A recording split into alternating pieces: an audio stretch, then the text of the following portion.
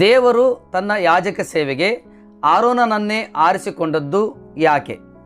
ಐಗುಪ್ತದಲ್ಲಿ ಆರೋನನು ಕೂಡ ಅದ್ಭುತಗಳನ್ನು ಮಾಡಿದಾನ? ಮಾಡಿದ್ರೆ ಆ ಅದ್ಭುತಗಳು ಸೂಚಕ ಕಾರ್ಯಗಳು ಯಾವ್ಯಾವು? ಅರಣ್ಯ ಪ್ರಯಾಣದಲ್ಲಿ ಆರೋನ ಮಾಡಿದ ತಪ್ಪು ಯಾವುದು? ಅದರಿಂದ ಇಸ್ರಾಯೇಲರಲ್ಲಿ ಎಷ್ಟು ಜನ ಸತ್ತರು? ದೇವದರ್ಶನ ಗುಡಾರದಲ್ಲಿ ಆರೋನನ ಮಕ್ಕಳು ಸತ್ತು ಹೋದದ್ದು ಯಾಕೆ? ದೇವರು ಆರೋನನಿಗೋಸ್ಕರ ಮಾಡಿದ ಸೂಚಕ ಕಾರ್ಯಗಳು ಯಾವ್ಯಾವು? Hi hello praise to God. ಕ್ರಿಸ್ತೇಸು ನಾಮದಲ್ಲಿ ನಿಮ್ಮೆಲ್ಲರಿಗೂ ಶುಭವಂದನೆಗಳು. ನಾನು ಸಹೋದರ ಆಂಜನೇಯ ತಿಮೋತಿ. ವೆಲ್ಕಮ್ ಟು ಆರೋನನ ಬಯೋಗ್ರಫಿ. ಯಾಕೋಬನಿಗೆ 12 ಮಂದಿ ಮಕ್ಕಳು. ಮೂರನೆಯ ಮಗನ ಹೆಸರು ಲೇವಿ. ಲೇವಿಗೆ ಗೆರ್ಷೋನ್, ಕೆಹಾತ್, ಮೆರಾರಿ ಎಂಬ 3 ಮಂದಿ ಮಕ್ಕಳು. ಕೆಹಾತನಿಗೆ ಅಮ್ರಾಮ್, ಇಚ್ಹಾರ್, ಎಬ್ರೋನ್, ಉಜ್ಜೇಲ್ ಎಂಬ 4 ಮಂದಿ ಮಕ್ಕಳು. ಅಮ್ರಾಮ ತನ್ನ ಸೋದರತ್ತೆನೇ ಮದುವೆ ಆಗಿದ್ದ. ಆಕೆಯ ಹೆಸರು ಯೋಕೆಬೆದಳು ಅಂತ. ಸತ್ಯವೇದದಲ್ಲಿ ಸೋದರತ್ತೆಯನ್ನು ಮದುವೆಯಾದ ಭಕ್ತ ಯಾರಾದರೂ ಇದ್ದಾರೆ ಅಂದರೆ ಅದು ಅಮ್ರಾಮ. ಆಕೆಯಲ್ಲಿ ಅಮ್ರಾಮನಿಗೆ 3 ಮಂದಿ ಮಕ್ಕಳು ಹುಟ್ಟುತ್ತಾರೆ. ಮಿರಿಯಮ್, ಆರೋನ, ಮೋಶೆ. ಆರೋನ ಯಹೂದ ಕುಲದವಳಾದ ಎಲಿಷಬ ಎಂಬವಳನ್ನ ಮದುವೆ ಆಗಿದ್ದ. ಆಕೆಯಲ್ಲಿ ಆರೋನನಿಗೆ 4 ಜನ ಮಕ್ಕಳು: ಅಬಿಹು, ನಾದಾಬ್, ಎಲ್ಲಾಜಾರ್, ಇತಾಮಾರ್. ಆರೋನ ಮೋಶೆಗೆ ಅಣ್ಣ. ಮೋಶೆ ಮಿದ್ಯಾನ್ ದೇಶದಲ್ಲಿ ಇದ್ದಾಗ ದೇವರು ಆರೋನನಿಗೆ ನೀನು ಹೋಗಿ ಮೋಶೆಯನ್ನು ಕಾಣು ಅಂತ ಹೇಳ್ತಾನೆ. ಆಗ ಆರೋನ ಓರೆ ಬೆಟ್ಟಕ್ಕೆ ಹೋಗಿ ಮೋಶೆಯನ್ನು ಭೇಟಿಯಾಗ್ತಾನೆ. ದೇವರು ಹೇಳಿದ್ದನ್ನೆಲ್ಲ ಮೋಶೆ ಆರೋನನಿಗೆ ಹೇಳ್ತಾನೆ. ನಂತರ ಅವರು ಅಲ್ಲಿಂದ ಐಗುಪ್ತಕ್ಕೆ ಬರ್ತಾರೆ. ಆಗ ಆರೋನನಿಗೆ 83 ವರ್ಷ ವಯಸ್ಸು. ದೇವರು ಆರೋನನನ್ನು ಮೋಶೆಗೆ ಬಾಯಾಗಿ ನೇಮಿಸಿದ್ದ. ಕಾರಣ ಮೋಶೆ ತೊದಲು ಮಾತಿನವನು. ಹಾಗಾಗಿ ಆರೋನ ಮೋಶೆಗೆ ಬಾಯಾಗಿದ್ದು ಇಸ್ರಾಯೇಲ್ಯರಿಗೂ ಫರೋಹನನಿಗೂ ಪ್ರವಾದಿಯಾಗಿ ಮೋಶೆಯ ಜೊತೆ ಇದ್ದ. ದೇವರು ಹೇಳಿದಂತೆ ಒಂದು ದಿನ ಮೋಶೆ ಆರೋನ ಫರೋಹನನ ಬಳಿಗೆ ಹೋಗ್ತಾರೆ. ದೇವರು ಮೋಶೆಗೆ ಹೇಳಿದ್ದನ್ನು ಅಲ್ಲಿ ಮೋಶೆ ಆರೋನನಿಗೆ ಹೇಳ್ತಾನೆ. ಆರೋನ ಫರೋಹನಿಗೆ ಇಸ್ರಾಯೇಲ್ಯರು ದೇಶದಿಂದ ಹೊರಟು ಹೋಗಲಿಕ್ಕೆ ಅಪ್ಪಣೆ ಕೊಡು ಅಂತ ಹೇಳ್ತಾನೆ. ಆ ಮಾತಿಗೆ ಫರೋಹನು ಒಪ್ಪಿಕೊಳ್ಳಲ್ಲ. ಆಗ ಮೋಶೆ ಆರೋನನಿಗೆ ನಿನ್ನ ಕೈಯಲ್ಲಿನ ಕೋಲನ್ನು ಫರೋಹನನ ಮುಂದೆ ಬಿಸಾಡು ಅಂತ ಹೇಳ್ತಾನೆ. ಆರೋನ ತನ್ನ ಕೈಯಲ್ಲಿನ ಕೋಲನ್ನು ಫರೋಹನನ ಮುಂದೆ ಬಿಸಾಡ್ತಾನೆ. ಆ ಕೋಲು ಸರ್ಪ ಆಗುತ್ತೆ.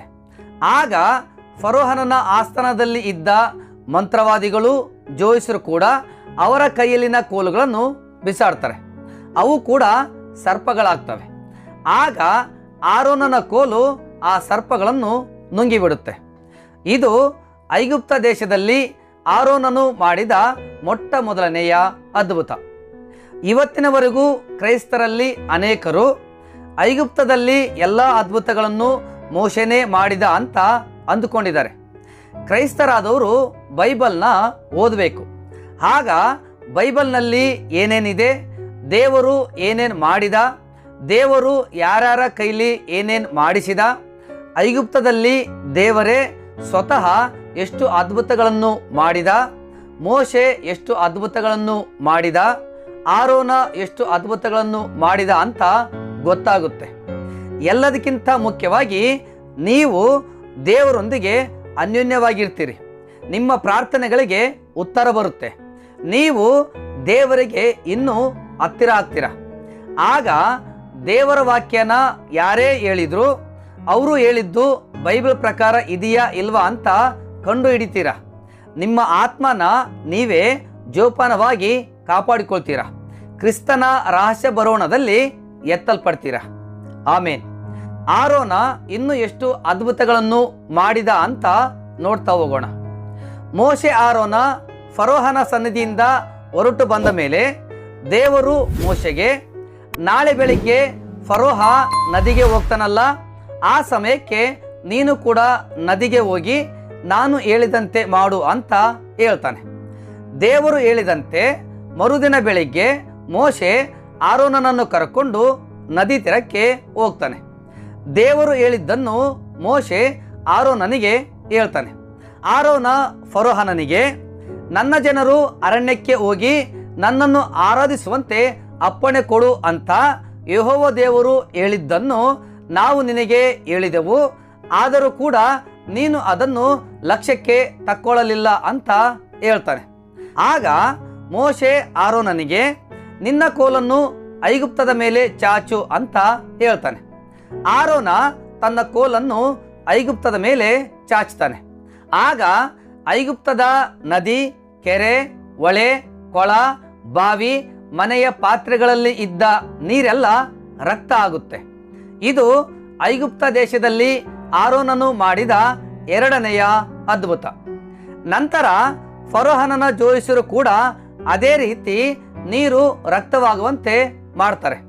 ಅದನ್ನು ಕಂಡು ಫರೋಹನು ಮೋಶೆ ಆರೋನರ ಮಾತನ್ನು ನಂಬಲಿಲ್ಲ.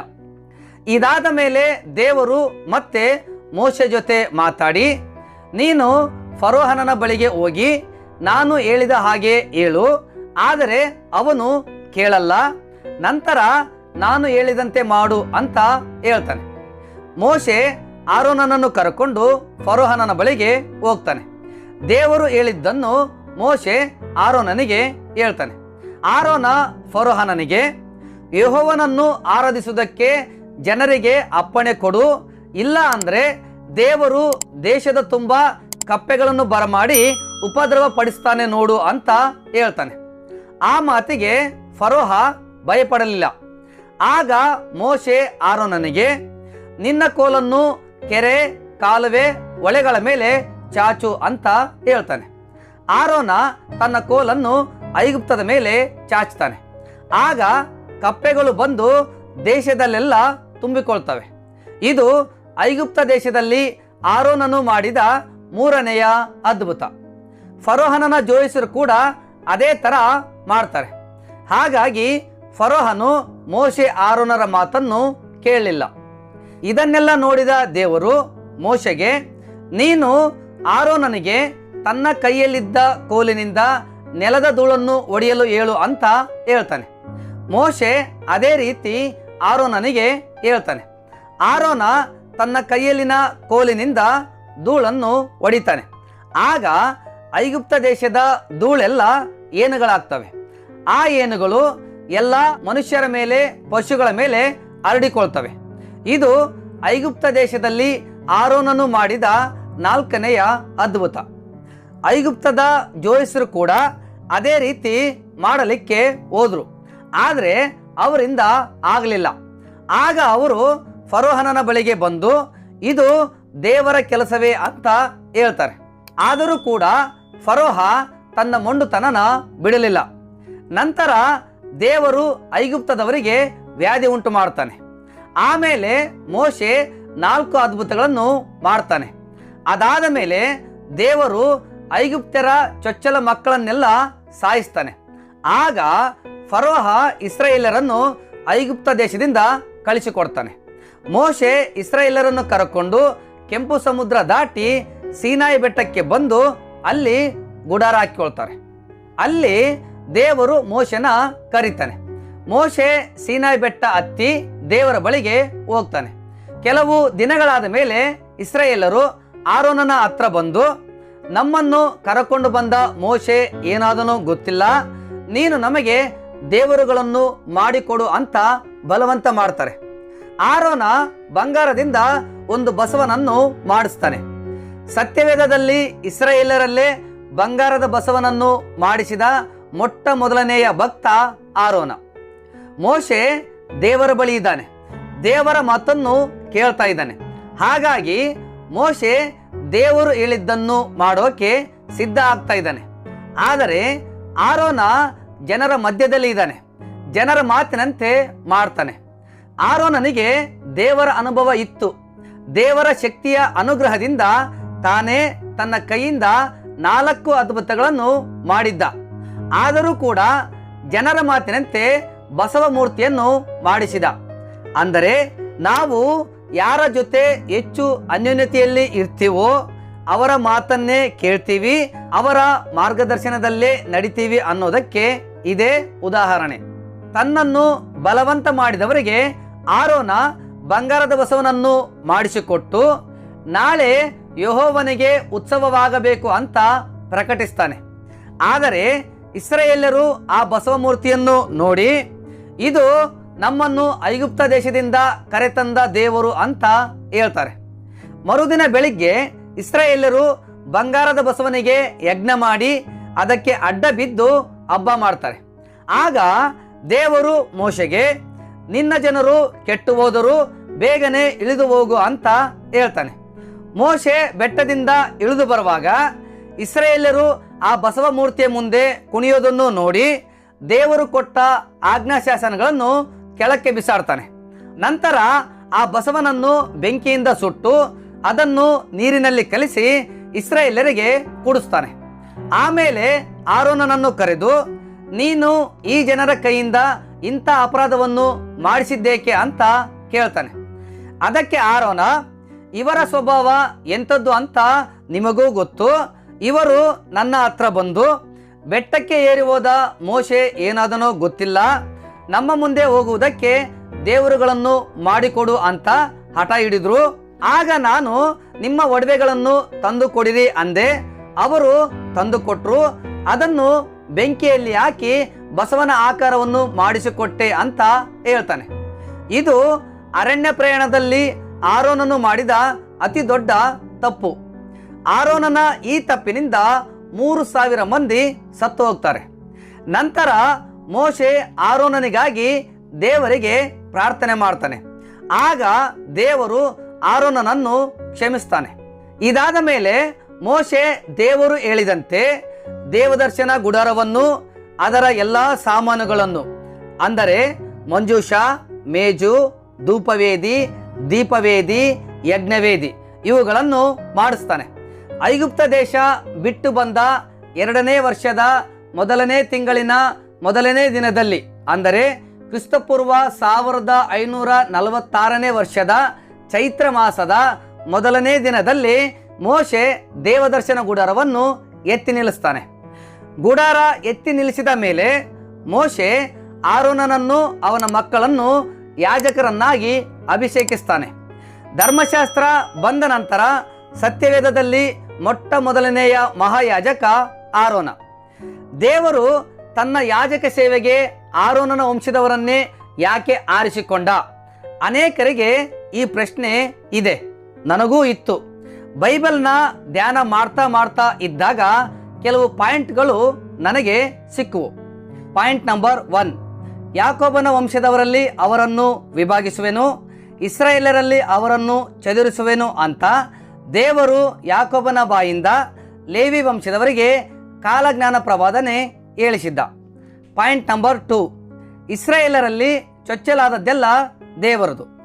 ಆದರೆ ದೇವರು ಮನುಷ್ಯರ ವಿಷಯದಲ್ಲಿ ಇಸ್ರಾಯೇಲರ ಎಲ್ಲ ಚೊಚ್ಚಲ ಮಕ್ಕಳ ಬದಲಿಗೆ ಲೇವಿ ವಂಶದವರನ್ನೇ ತಕ್ಕೊಳ್ತಾನೆ. ಯಾಜಕ ಸೇವೆ ಮಾಡಲಿಕ್ಕೆ ಚೊಚ್ಚಲ ಮಕ್ಕಳೇ ಆಗಿರಬೇಕು. ಹಾಗಾಗಿ ದೇವರು ಲೇವಿ ವಂಶದವರನ್ನೇ ತನ್ನ ಯಾಜಕ ಸೇವೆಗೆ ಆರಿಸಿಕೊಳ್ತಾನೆ. ಪಾಯಿಂಟ್ ನಂಬರ್ 3, ದೇವರು ಐಗುಪ್ತ ದೇಶದವರ ಚೊಚ್ಚಲ ಮಕ್ಕಳನ್ನೆಲ್ಲ ಸಾಯಿಸಿ ಇಸ್ರಾಯೇಲರನ್ನು ಐಗುಪ್ತದಿಂದ ಬಿಡಿಸಿಕೊಂಡು ಬರ್ತಾನೆ. ಈ ಕೆಲಸಕ್ಕೆ ದೇವರು ಉಪಯೋಗಿಸಿಕೊಂಡದ್ದು ಮೋಶೆನ. ಮೋಶೆ ಲೇವಿ ವಂಶದವನು. ತನ್ನ ಯಾಜಕ ಸೇವೆ ಮಾಡಲಿಕ್ಕೆ ದೇವರಿಗೆ ಚೊಚ್ಚಲ ಮಗನೇ ಆಗಿರಬೇಕು. ಆದರೆ ಮೋಶೆ ಚೊಚ್ಚಲ ಮಗ ಅಲ್ಲ, ಆರೋನ ಚೊಚ್ಚಲ ಮಗ. ಹಾಗಾಗಿ ದೇವರು ಆರೋನನನ್ನೇ ತನ್ನ ಯಾಜಕ ಸೇವೆಗೆ ಆರಿಸಿಕೊಳ್ತಾನೆ. ಪಾಯಿಂಟ್ ನಂಬರ್ 4, ಮೋಶೆ ಇಸ್ರಾಯೇಲರನ್ನು ಐಗುಪ್ತದಿಂದ ಬಿಡಿಸಲಿಕ್ಕೆ ಆರೋನ ಮೋಶೆಗೆ ಬಾಯಂತೆ ಇದ್ದು ಇಸ್ರಾಯೇಲರಿಗೆ ಪ್ರವಾದಿಯಾಗಿದ್ದ. ಪಾಯಿಂಟ್ ನಂಬರ್ 5, ಅಂಗಹೀನರು ಯಾಜಕ ಸೇವೆ ಮಾಡೋ ಹಾಗಿಲ್ಲ. ಮೋಶೆ ತೊದಲು ಮಾತಾಡ್ತಿದ್ದ, ಆರೋನ ಸ್ಪಷ್ಟವಾಗಿ ಮಾತಾಡ್ತಿದ್ದ. ಪಾಯಿಂಟ್ ನಂಬರ್ 6, ಆರೋನ ಮೋಶೆಗೆ ಅಣ್ಣನಾಗಿದ್ದರೂ ಕೂಡ ದೇವರ ಮಾತಿಗೆ ವಿಧೇಯನಾಗಿ ಮೋಶೆಯ ಕೈ ಕೆಳಗೆ ಕೆಲಸ ಮಾಡಿದ. ಆರೋನನಲ್ಲಿದ್ದ ಈ ದೀನತೆಯನ್ನು ನೋಡಿ ದೇವರು ಆರೋನನನ್ನು ಮೆಚ್ಚಿಕೊಂಡಿದ್ದ. ಪಾಯಿಂಟ್ ನಂಬರ್ 7, ಆರೋನ ಅಮ್ಮಿನಾದಾಬನ ಮಗಳನ್ನು ಮದುವೆ ಮಾಡಿಕೊಂಡಿದ್ದ. ಅಮ್ಮಿನಾದಾಬ ಯಹೂದ ವಂಶದವನು, ಅಂದರೆ ಆರೋನನ ಹೆಂಡತಿ ಯಹೂದ ವಂಶದವಳು. ಯಹೂದ ವಂಶದ ರಕ್ತ ಅಮ್ಮಿನಾದಾಬನ ಮಗಳ ಮೂಲಕ ಲೇವಿ ವಂಶದವರಲ್ಲಿ ಸೇರುತ್ತೆ. ಹಾಗಾಗಿ ದೇವರು ಆರೋನನನ್ನು ಅವನ ವಂಶದವರನ್ನು ತನ್ನ ಯಾಜಕ ಸೇವೆಗೆ ನೇಮಿಸಿಕೊಳ್ತಾನೆ. ದೇವದರ್ಶನ ಗುಡಾರ ಸೀನಾಯಿ ಬೆಟ್ಟದಲ್ಲಿ ಇದ್ದಾಗ ಒಂದು ಸಾರಿ ಆರೋನನ ಮಕ್ಕಳಾದ ಅಬೀಹು, ನಾದಾಬು ದೇವದರ್ಶನ ಗುಡಾರಕ್ಕೆ ಹೋಗಿ ದೇವರು ಆಜ್ಞಾಪಿಸದೇ ಇದ್ದ ಬೇರೆ ಬೆಂಕಿಯಿಂದ ದೇವರಿಗೆ ಧೂಪ ಹಾಕ್ತಾರೆ. ಆಗ ಯೆಹೋವನ ಕಡೆಯಿಂದ ಬೆಂಕಿ ಬಂದು ಅವರಿಬ್ಬರನ್ನು ಸುಟ್ಟು ಹಾಕುತ್ತೆ. ಧೂಪವೇದಿಯ ಮೇಲೆ ಧೂಪ ಹಾಕಬೇಕು ಅಂದರೆ ಯಜ್ಞವೇದಿಯಲ್ಲಿನ ಬೆಂಕಿ ಕೆಂಡಗಳನ್ನು ತಂದು ಧೂಪ ಹಾಕಬೇಕು. ಬೇರೆ ಬೆಂಕಿಯಿಂದ ಧೂಪ ಹಾಕಬಾರದು. ಯಾಕಂದರೆ ಯಜ್ಞವೇದಿಯ ಬೆಂಕಿ ಪರಿಶುದ್ಧವಾದದ್ದು, ಬೇರೆ ಬೆಂಕಿ ಅಪರಿಶುದ್ಧವಾದದ್ದು. ಇದು ನಾನು ಪರಿಶುದ್ಧನು, ನಾನಿರುವ ಸ್ಥಳ ಪರಿಶುದ್ಧವಾದದ್ದು, ನನ್ನ ಬಳಿಗೆ ಬರುವಂಥವನು ನನ್ನ ಬಳಿಗೆ ತರುವಂಥದ್ದು ಪರಿಶುದ್ಧವಾಗಿ ಇರಬೇಕು ಅಂತ ದೇವರು ಇಸ್ರಾಯೇಲರಿಗೆ ತೋರಿಸಿಕೊಡೋದಕ್ಕೋಸ್ಕರ ಈ ಸೂಚಕ ಕಾರ್ಯ ಮಾಡಿದ. ಇದಾದ ಕೆಲವು ದಿವಸಗಳ ನಂತರ ಕೆಹಾತನ ವಂಶದವನಾದ ಕೋರಹ, ರೂಬೇನ್ ಕುಲದವರಾದ ದಾತಾನ್, ಅಬಿರಾಮು ಇಸ್ರಾಯೇಲರಲ್ಲಿ 250 ಮಂದಿಯನ್ನು ಕರಕೊಂಡು ಮೋಶೆ ಆರೋನರ ಬಳಿಗೆ ಬಂದು, ಈ ಸಮೂಹದವರೆಲ್ಲರೂ ದೇವರಿಗೆ ಪ್ರತಿಷ್ಠರೇ ಅಂತ ಹೇಳ್ತಾರೆ. ಆಗ ಮೋಶೆ ಕೋರಹನಿಗೆ, ಯಾಜಕತ್ವವು ನಿನ್ನ ವಂಶದವರಿಗೆ ಆಗಬೇಕು. ಹಾಗಾದರೆ ನಾಳೆ ನಿನ್ನ ವಂಶದವರೆಲ್ಲರೂ ಧೂಪಾರತಿಗಳನ್ನು ತಂದು ಯೆಹೋವನಿಗೆ ಧೂಪ ಹಾಕ್ರಿ. ಆರೋನನು ಸಹ ಧೂಪ ಹಾಕ್ತಾನೆ. ದೇವರು ಯಾರನ್ನು ಮೆಚ್ಚಿಕೊಳ್ತಾನೋ ಅವನೇ ಯೆಹೋವನಿಗೆ ಪ್ರತಿಷ್ಠನು ಅಂತ ಹೇಳ್ತಾನೆ. ಆಗ ಕೋರಹನ ಕಡೆಯವರಲ್ಲಿ 250 ಮಂದಿ ಧೂಪ ಹಾಕಲಿಕ್ಕೆ ದೇವದರ್ಶನ ಗುಡಾರಕ್ಕೆ ಬರ್ತಾರೆ. ಅಲ್ಲಿ ಯೆಹೋವನ ಕಡೆಯಿಂದ ಬೆಂಕಿ ಬಂದು ಆ 250 ಮಂದಿನ ಸುಟ್ಟು ಹಾಕುತ್ತೆ. ನಾನು ಆರೋನನ ವಂಶದವರನ್ನೇ ನನ್ನ ಯಾಜಕ ಸೇವೆಗೆ ಆರಿಸಿಕೊಂಡಿದ್ದೇನೆ ಅಂತ ಇಸ್ರಾಯೇಲರಿಗೆ ತೋರಿಸಿಕೊಡೋದಕ್ಕೋಸ್ಕರ ದೇವರು ಆರೋನನಿಗೋಸ್ಕರ ಮಾಡಿದ ಮೊಟ್ಟ ಮೊದಲನೆಯ ಸೂಚಕ ಕಾರ್ಯ. ನಂತರ ಇಸ್ರಾಯೇಲರು ಮೋಶೆ ಆರೋನರ ಮೇಲೆ ಗುಣಗುಡ್ತಾರೆ. ಆಗ ದೇವರು ಇಸ್ರಾಯೇಲರಲ್ಲಿ ವ್ಯಾಧಿ ಉಂಟು ಮಾಡ್ತಾನೆ. ಅದನ್ನು ನೋಡಿದ ಮೋಶೆ ಆರೋನನಿಗೆ, ನೀನು ಧೂಪಾರತಿಯನ್ನು ತಗೊಂಡು ಅದರಲ್ಲಿ ಯಜ್ಞವೇದಿಯಿಂದ ಬೆಂಕಿ ಕೆಂಡ ತುಂಬಿಸಿಕೊಂಡು ಜನರ ಮಧ್ಯೆ ಹೋಗಿ ಧೂಪ ಹಾಕು ಅಂತ ಹೇಳ್ತಾನೆ. ಅದರಂತೆ ಆರೋನ ಧೂಪಾರತಿಯನ್ನು ತಗೊಂಡು ಇಸ್ರಾಯೇಲರ ಮಧ್ಯದಲ್ಲಿ ಹೋಗಿ ಧೂಪ ಹಾಕ್ತಾನೆ. ಆಗ ಇಸ್ರಾಯೇಲರಲ್ಲಿ ಇದ್ದ ಆ ದೋಷ ಪರಿಹಾರ ಆಗಿ ವ್ಯಾಧಿ ನಿಂತು ಹೋಗುತ್ತೆ. ಆದರೂ ಆ ವ್ಯಾಧಿಯಿಂದ 14,700 ಜನ ಸತ್ತು ಹೋಗ್ತಾರೆ. ಅರಣ್ಯ ಪ್ರಯಾಣದಲ್ಲಿ ಸತ್ತ ಇಸ್ರಾಯೇಲರೆಲ್ಲರೂ ನರಕಕ್ಕೆ ಹೋಗ್ತಾರೆ ಅಂತ ಅಂದುಕೋಬೇಡಿ. ಭೂಮಿಯ ಮೇಲೆ ಅವರ ಜೀವಿತ ಕಾಲ ಮಾತ್ರ ಮುಗಿಯುತ್ತೆ ಅಷ್ಟೇ. ಅವರು ಅಬ್ರಹಾಮನ ಎದೆ ಎಂಬ ವಿಶ್ರಾಂತಿ ಸ್ಥಳಕ್ಕೆ ಹೋಗಿ ಗಾಢ ನಿದ್ರೆ ಹೋಗ್ತಾರೆ. ಕೊನೆಯಲ್ಲಿ ಅವರಿಗೆ ನಿತ್ಯ ಜೀವ ಇದೆ. ಈ ಘಟನೆ ಆದ ಮೇಲೆ ದೇವರು ಮೋಶೆಗೆ, ನೀನು ಇಸ್ರಾಯೇಲರ 12 ಮಂದಿ ಕುಲಪತಿಗಳನ್ನು ಕರೆದು ಅವರಿಗೆ ಒಂದೊಂದು ಕೋಲನ್ನು ಕೊಡು, ನಾನು ಯಾರನ್ನು ಮೆಚ್ಚಿದ್ದೇನೆ ಅಂತ ಅವರಿಗೆ ತೋರಿಸಿಕೊಡ್ತೀನಿ ಅಂತ ಹೇಳ್ತಾನೆ. ಮೋಶೆ ದೇವರು ಹೇಳಿದಂತೆ ಇಸ್ರಾಯೇಲರ 12 ಕುಲದ ಕುಲಪತಿಗಳನ್ನು ಕರೆದು ಅವರಿಗೆ ಒಂದೊಂದು ಕೋಲನ್ನು ಕೊಟ್ಟು ಅವುಗಳ ಮೇಲೆ ಅವರವರ ಕುಲದ ಹೆಸರನ್ನು ಬರೆಸಿ ಅವುಗಳನ್ನು ದೇವದರ್ಶನ ಗುಡಾರದ ಆಜ್ಞಾಶಾಸನಗಳ ಮುಂದೆ ಇಡ್ತಾನೆ. ಮರುದಿನ ಬೆಳಿಗ್ಗೆ ಹೋಗಿ ನೋಡಿದಾಗ ಆರೋನನ ಕೋಲು ಚಿಗುರಿರುತ್ತೆ. ಇದು ನಾನು ಆರೋನನ ವಂಶದವರನ್ನೇ ನನ್ನ ಯಾಜಕ ಸೇವೆಗೆ ಆರಿಸಿಕೊಂಡಿದ್ದೇನೆ ಅಂತ ಇಸ್ರಾಯೇಲರಿಗೆ ತೋರಿಸಿಕೊಡುವುದಕ್ಕಾಗಿ ದೇವರು ಆರೋನನಿಗೋಸ್ಕರ ಮಾಡಿದ 2ನೆಯ ಸೂಚಕ ಕಾರ್ಯ. ಇದಾದ ನಂತರ ಇಸ್ರಾಯೇಲರು ಪ್ರಯಾಣ ಮಾಡಿ ಓರ್ ಬೆಟ್ಟಕ್ಕೆ ಬಂದು ಅದರ ಕೆಳಗಡೆ ಬಯಲಿನಲ್ಲಿ ಇಳ್ಕೊಳ್ತಾರೆ. ಅಲ್ಲಿ ದೇವರು ಆರೋನನಿಗೆ, ನಿನ್ನ ದೇಹ ಬಿಡು ಅಂತ ಹೇಳ್ತಾನೆ. ಆರೋನ ಓರ್ ಬೆಟ್ಟ ಹತ್ತಿ ಹೋಗಿ ಬೆಟ್ಟದ ಮೇಲೆ ಪ್ರಾಣ ಬಿಡ್ತಾನೆ. ಇಸ್ರಾಯೇಲರು ಐಗುಪ್ತ ದೇಶ ಬಿಟ್ಟು ಬಂದ 40ನೇ ವರ್ಷದ 5ನೇ ತಿಂಗಳ ಮೊದಲನೆಯ ದಿನದಲ್ಲಿ, ಅಂದರೆ ಕ್ರಿಸ್ತಪೂರ್ವ 1507ನೇ ವರ್ಷದ ಶ್ರಾವಣ ತಿಂಗಳ ಮೊದಲನೇ ದಿನದಂದು ಆರೋನ ಸತ್ತು ಹೋಗ್ತಾನೆ. ಆರೋನ ಸತ್ತು ಹೋದಾಗ ಅವನಿಗೆ 123 ವರ್ಷ ವಯಸ್ಸಾಗಿತ್ತು. ಆರೋನನ ನಂತರ ಅವನ ಮಗನಾದ ಎಲ್ಲಾಜಾರ ಮಹಾಯಾಜಕನಾಗ್ತಾನೆ. ಹೀಗೆ ಆರೋನನ ವಂಶದವರು ದೇವರ ಸೇವೆ ಮಾಡ್ತಾ ಬಂದರು. ದೇವರು ನಿಮ್ಮೆಲ್ಲರನ್ನೂ ಆಶೀರ್ವದಿಸಲಿ. ಆಮೇನ್.